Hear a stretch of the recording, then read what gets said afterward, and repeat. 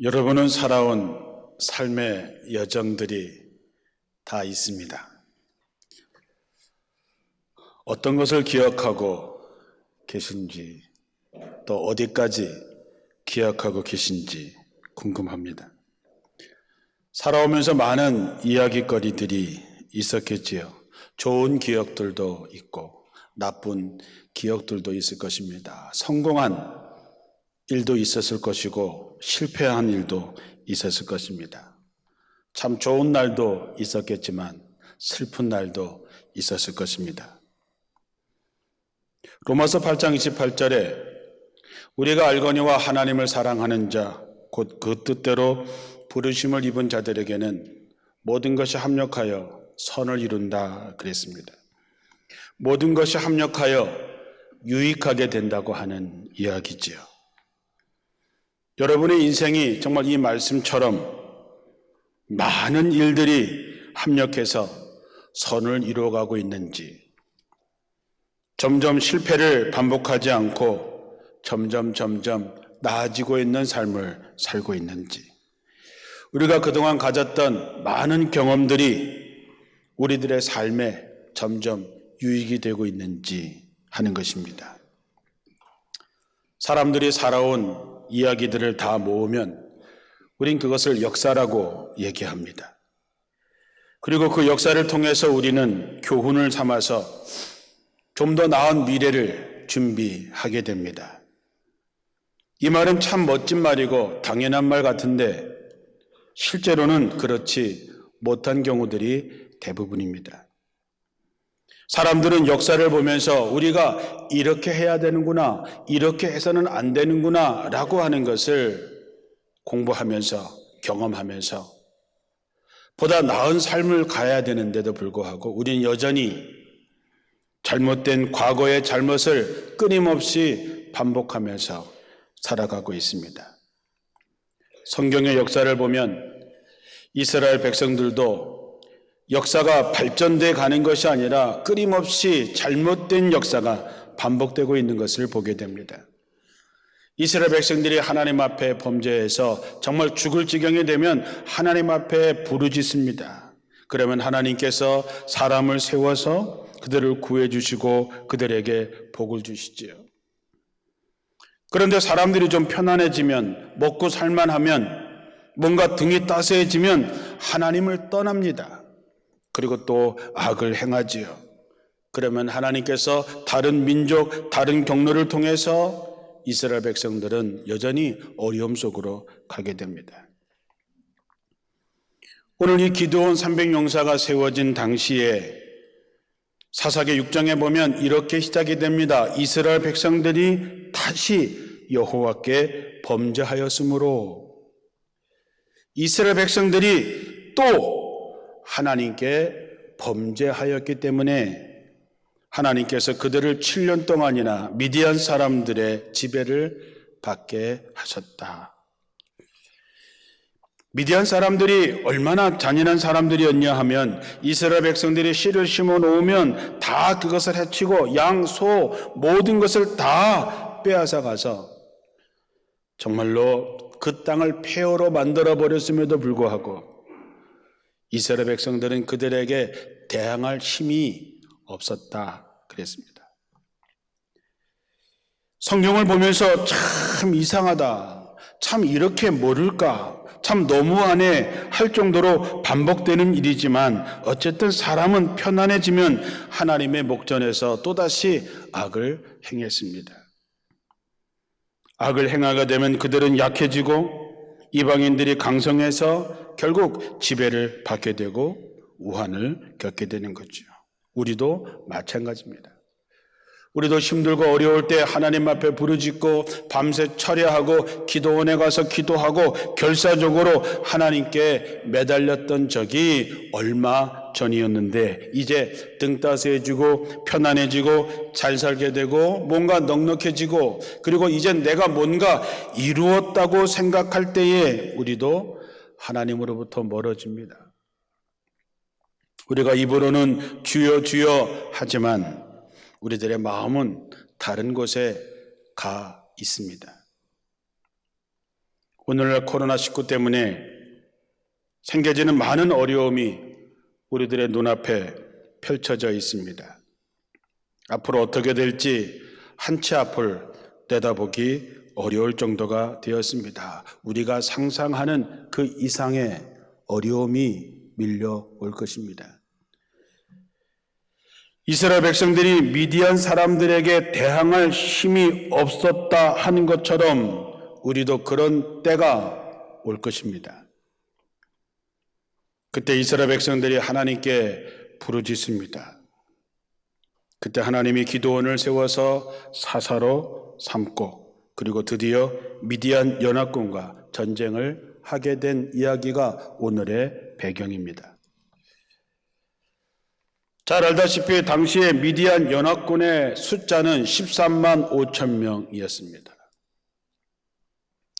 미디안 연합군과 싸우기 위해서 모인 이스라엘의 사람들은 3만 2천 명이었습니다.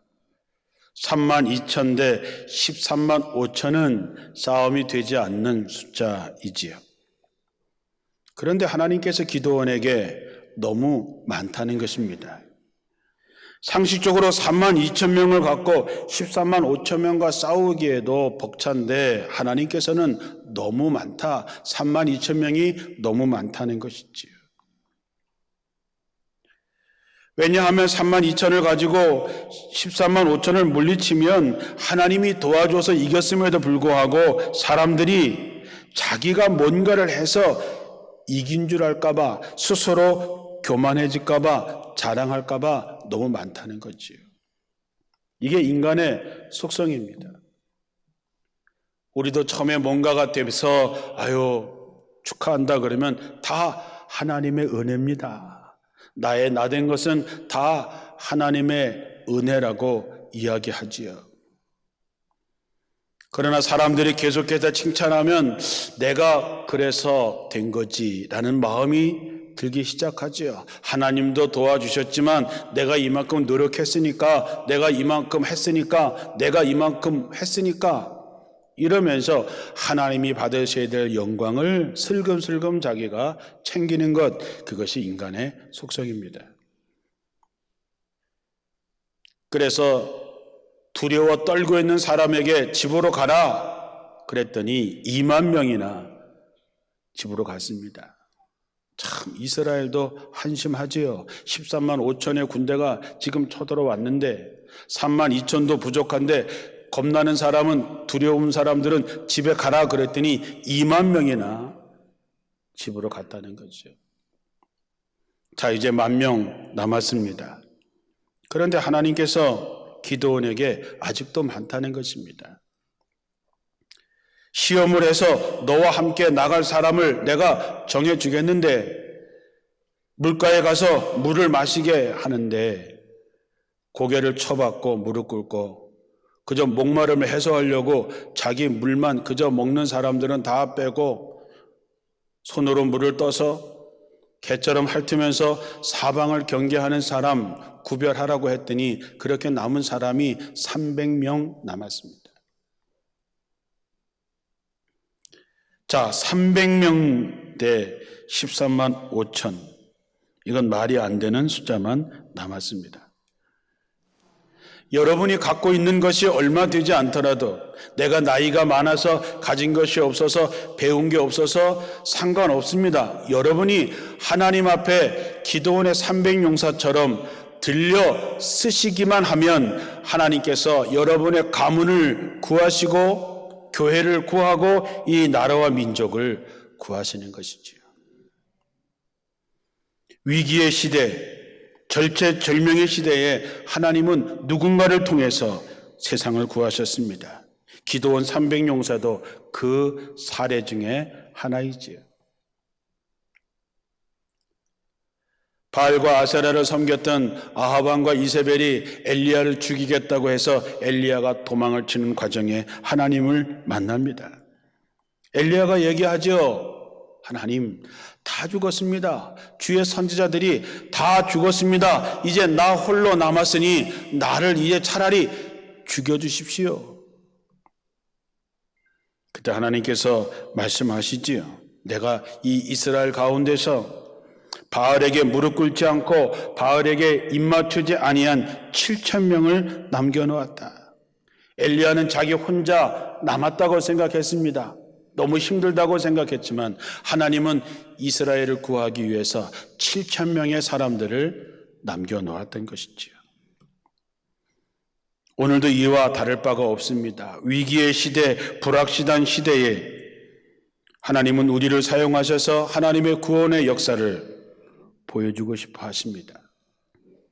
이때를 위해서 준비된 기드온의 300용사 남겨진 7,000명이 바로 여러분이 되시기를 주님의 이름으로 축원합니다. 교회의 회복, 예배의 회복, 나라의 회복, 여러분의 가정의 회복을 위해서 기드온의 300용사가 되어야 된다는 것이죠. 그러면 기드온의 300용사가 갖고 있는 특징이 뭐냐? 그들은 하나님과 자기 백성을 위해서 목숨을 걸고 자원했던 사람들입니다. 저는 우리 교회 예배당에 사회적 거리두기 좌석 표시를 하면 찬양대사까지 다 하면 딱 300명 앉습니다. 오늘 설교하면서 저는 여러분이 기드온의 300용사처럼 보입니다. 계산으로는 이길 수 없는 전쟁입니다. 위험한 전쟁이 아니라 무모한 전쟁입니다. 이스라엘 백성들은 7년 동안 압박을 당하면서 수만 번 크게 쉬지 못하고 저들에게 대항할 수 있는 힘조차 없는 패잔병 같은 사람들입니다. 그런데 그 사람이 32,000명이 아니라 300명만 남겨놓았습니다. 300명 대 13만 5천은 계란으로 바위 치는 것보다 더 어렵고 무모한 전쟁이지요. 이 전쟁에서 그들은 목숨을 잃을지 모릅니다. 그러나 그들은 자원했습니다. 돌아갈 기회, 피할 수 있는 기회가 2번씩이나 주어졌음에도 불구하고 그들은 자원했습니다. 사람들은 어딘가에 무엇인가에 자신을 헌신하면서 살아가게 되어 있습니다. 그것 대상이 무엇냐의 차이지 우리는 무언가에 헌신하며 삽니다. 여러분은 무엇을 위해서 헌신하고 어떤 일을 위해서 살고 계십니까? 내가 어느 것을 헌신하느냐에 따라서 그 사람의 가치, 그 사람의 의미가 달라집니다. 나라와 민족을 위해서 사는 사람, 하나님의 나라를 위해서 사는 사람, 돈을 위해서 사는 사람, 출세를 위해서 사는 사람, 심지어 쾌락을 위해서 사는 사람.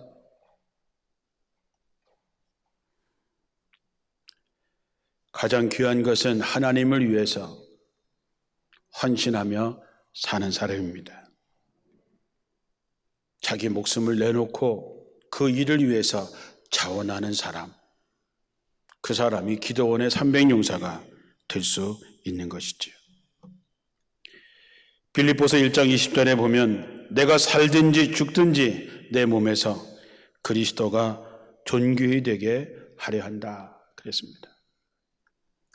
사도 바울은 내가 살아도 주를 위하여 살고 내가 죽어도 주를 위하여 죽는다 그랬습니다. 하나님의 영광을 위해서라면 자기는 살아도 좋고 죽어도 좋다는 것이죠. 이게 바로 기드온의 300용사가 갖고 있는 정신인 것이죠.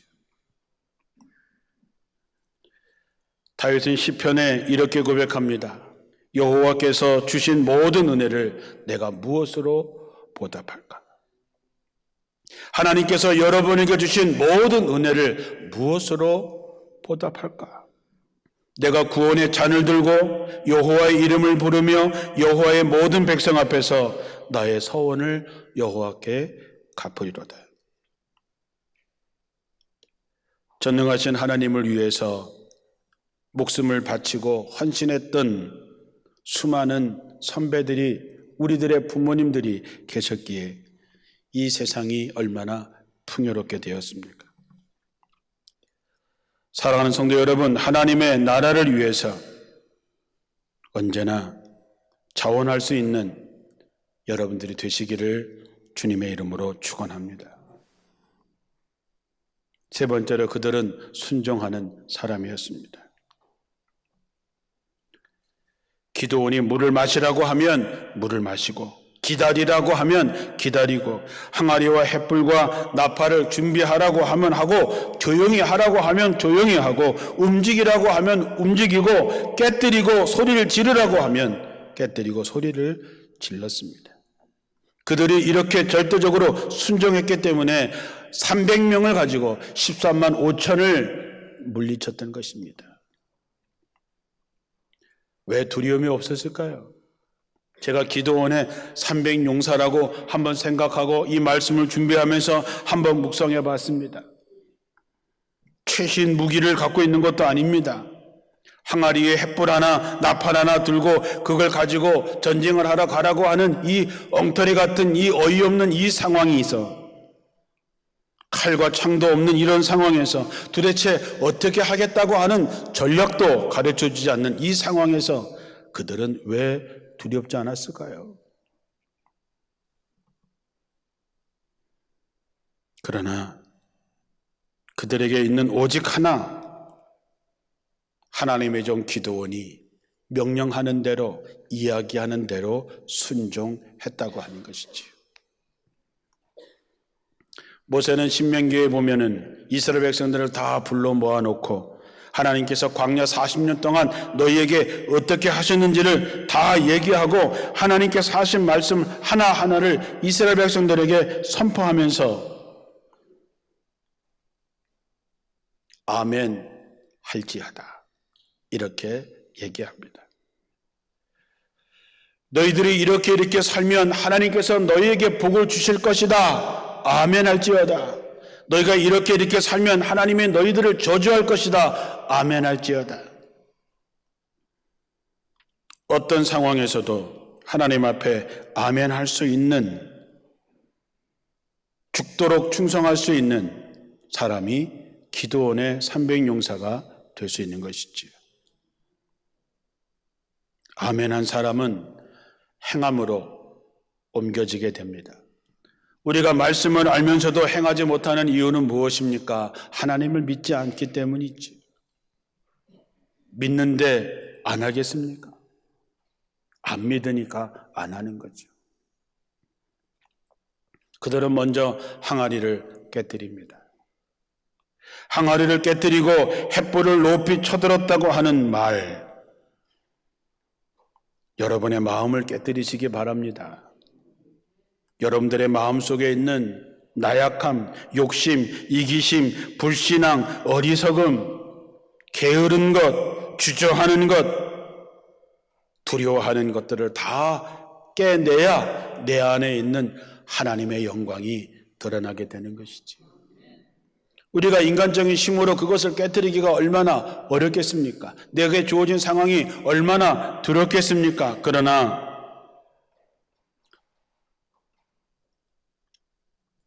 문둥이 시몬의 집에서 향유 옥합을 깨뜨렸던 그 여인처럼 여러분이 갖고 있는 걸 깨뜨릴 때에 비로소 하나님의 횃불이 여러분의 삶에 드러나게 되어 있는 거죠.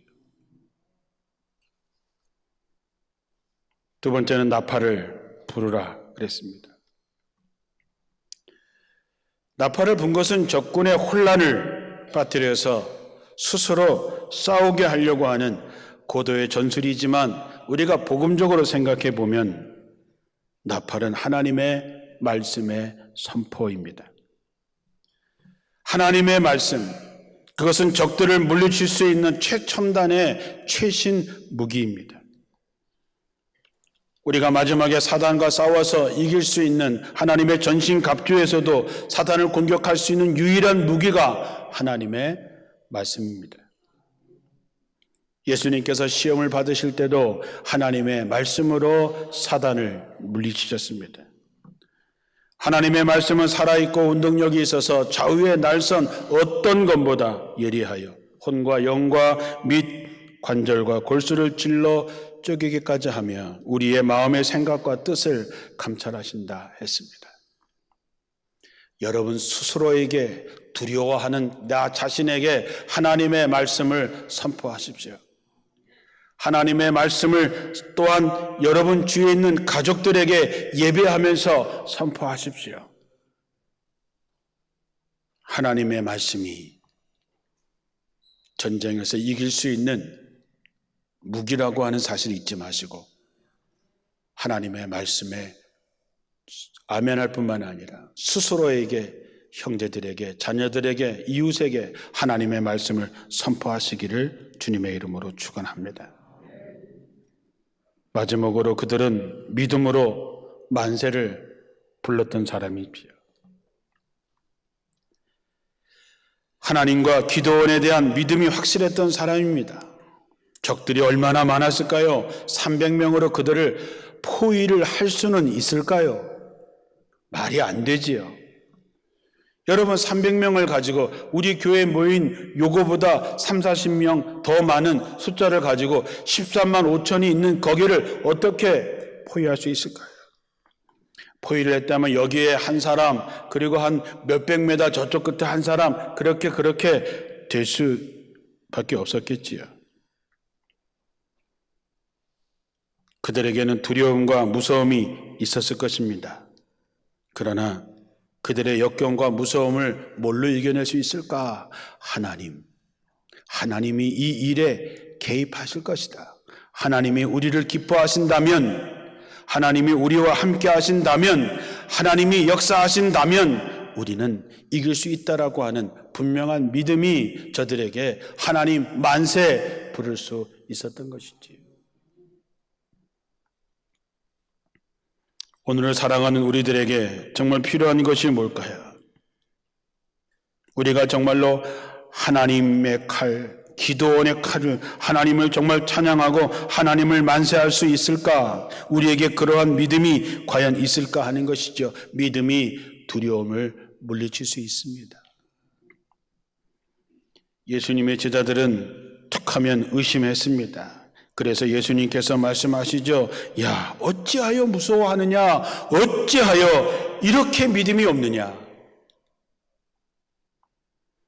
나중에는 답답하셔서 믿음이 없고 패역한 세대여, 내가 얼마나 너희와 함께 있으며 얼마나 너희에 대해서 참아야 되겠는가? 사랑하는 성도 여러분, 믿음은 우리의 소망을 확실하게 해주시는 하나님의 약속입니다. 믿음은 바라는 것들의 실상이요 보지 못하는 것들의 증거라고 했습니다. 믿음은 하나님의 능력이 나타나게 되어 있습니다. 하나님 만세, 기도원 만세를 부른 사람은 하나님을 믿고 하나님의 종을 믿는 사람이었고, 그들이 말씀에 순종해 나갔을 때에 전쟁에서 승리할 수 있었던 것이죠. 우리의 앞길이 도대체 어떻게 될지 아무도 모릅니다. 그러기에 우린 더욱더 하나님을 잘 믿어야 됩니다. 이 믿음으로 하나 되어야 됩니다. 그 어느 때보다도 하나님께서 우리에게 이 믿음을 요구하시고 바로 여러분이 하나님의 뜻을 이루시고 하나님의 영광을 드러낼 수 있는 기도원의 300용사가 되어야 되는 것이죠.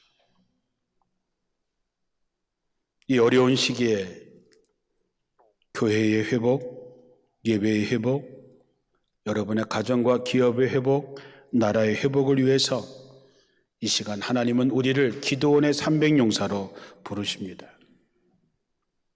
스스로 자원하시고 깊이 생각하시고 정말로 믿음으로 담대하게 나가는 가운데서 바로 여러분을 통해서 하나님의 상상할 수 없는 기적 같은 승리가 여러분의 가정에 이 나라와 민족 위에 함께하기를 주님의 이름으로 축원합니다.